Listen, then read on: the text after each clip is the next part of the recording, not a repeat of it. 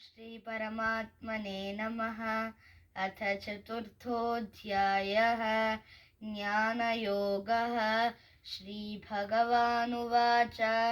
इमं विवस्वते योगं प्रोक्तवानहमव्ययं विवस्वान्मनवे प्राह मनुरिक्ष्वाकवे ब्रवीत् एवं परम्परा प्राप्तम् इमं राजर्षयो विदुः सकालेनेह महता योगो नष्टः परं तप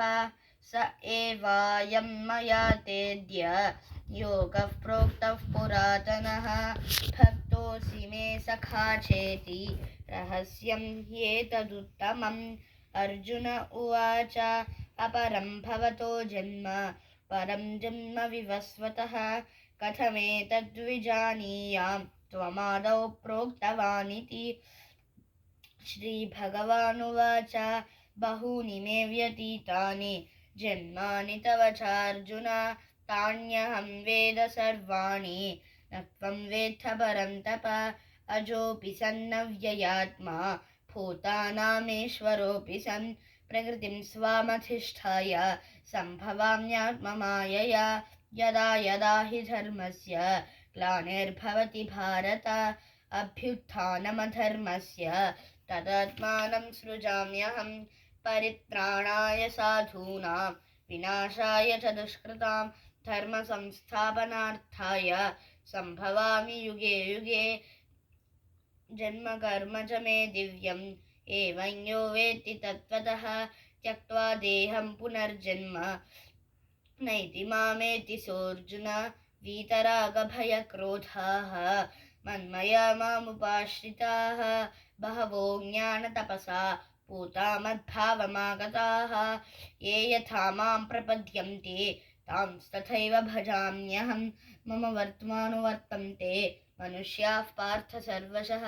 काङ्क्षन्तः कर्मणां सिद्धिं यजन्त इह देवताः। क्षिप्रं हि मानुषे लोके सिद्धिर्भवति कर्मजा चातुर्वर्ण्यं मया सृष्टं गुणकर्म विभागशः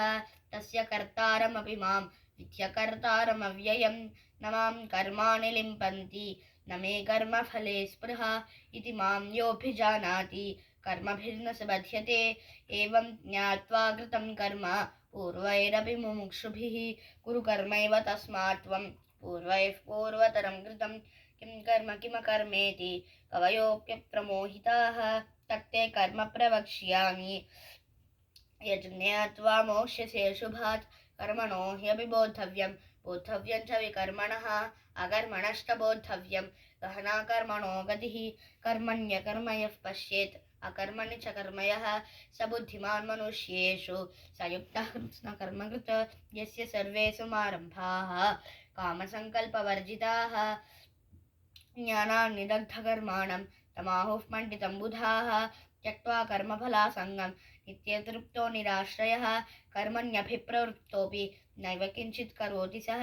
निराशीर्यतचित्तात्मा त्यक्तसर्वपरिग्रहः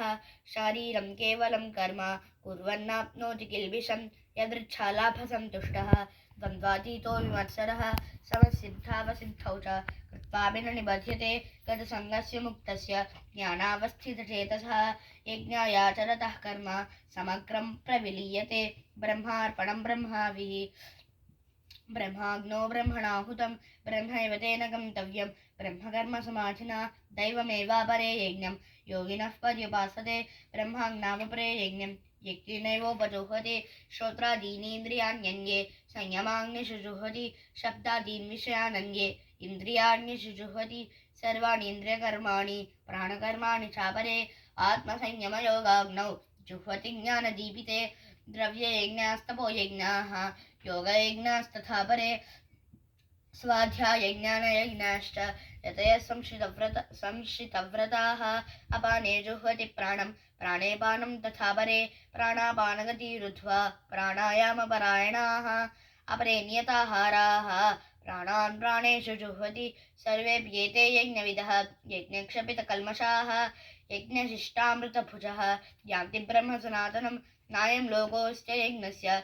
कुतोऽन्यः कुरु सत्तमा एवं बहुविधा यज्ञाः वितता ब्रह्मणो मुखे कर्मजान् विधितान् सर्वान् एवं ज्ञात्वा विमोक्षसे श्रेयान् द्रव्यमयाद् यज्ञात् ज्ञानयज्ञः परं तपः सर्वं कर्माखिलं पार्थ ज्ञाने परिसमाप्यते तद्विद्धि प्रणिपातेन परिप्रश्नेन सेवया उपदेक्ष्यन्ति ते ज्ञानं ज्ञानेन सत्त्वदर्शिनः यज्ञात्वा न पुनर्मोहम् एवं यास्यसि पाण्डव येन भूतान्यशेषेण प्रक्ष्यस्यात्मन्यथो मयि अपि चेतसि पापेभ्यः सर्वेभ्यः पापकृत्तमः सर्वं ज्ञानप्लवेनैव वृदिनं सन्तरिष्यसि यथैधांसि समिद्धोऽग्निः भस्मसात् कुरुते अर्जुन ज्ञानाग्निः सर्वकर्माणि भस्मसात् कुरुते तथा न हि ज्ञानेन सदृशं पवित्रमिह विद्यते तत्स्वयं योगसंसिद्धः कालेनात्मनि विन्दति श्रद्धावान् लभते ज्ञानं तत्परस्संयतेन्द्रियः ज्ञानं लब्ध्वा परां शान्तिम् अचिरेणाधिगच्छते अज्ञश्च श्रद्धानश्च संशयात्मा विनश्यते नायं लोकोऽस्ति न परः नस्कं संशयात्मनः योगसन्न्यस्तकर्माणं ज्ञानसञ्छिन्नसंशयम् आत्मवन्तन्न कर्माणि निबध्नन्ति धनञ्जय तस्मादज्ञानसम्भूतं हृत्स्थं ज्ञानासीनात्मनः छित्त्वैनं संशयं योगम् आतिष्ठोत्तिष्ठ भारत ॐ तत्सदिति श्रीमद्भगवद्गीतासु उपनिषत्सु ब्रह्मविद्यायां योगशास्त्रे श्रीकृष्णार्जुनसंवादे ज्ञानयोगो नाम चतुर्थोऽध्यायः।